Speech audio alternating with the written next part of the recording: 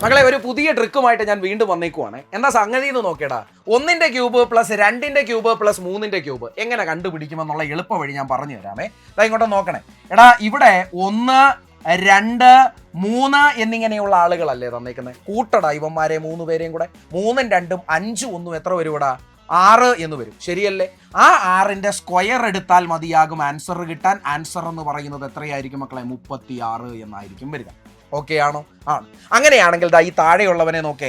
1ന്റെ cube plus 2ന്റെ cube plus 3ന്റെ cube plus 4ന്റെ ക്യൂബ് പ്ലസ് 5ന്റെ ക്യൂബ് എന്നാണെങ്കിൽ തുടർച്ചയായ സംഖ്യകളുടെ ഈ ക്യൂബ് കിട്ടാൻ എന്ത് ചെയ്യണം? ദാണ്ടേ 5, 5ഉം 4ഉം കൂടെ കൂട്ടുന്നു 9, 9ഉം 3ഉം കൂടെ കൂട്ടുന്നു 12, 2ഉം 14, 1ഉം 15.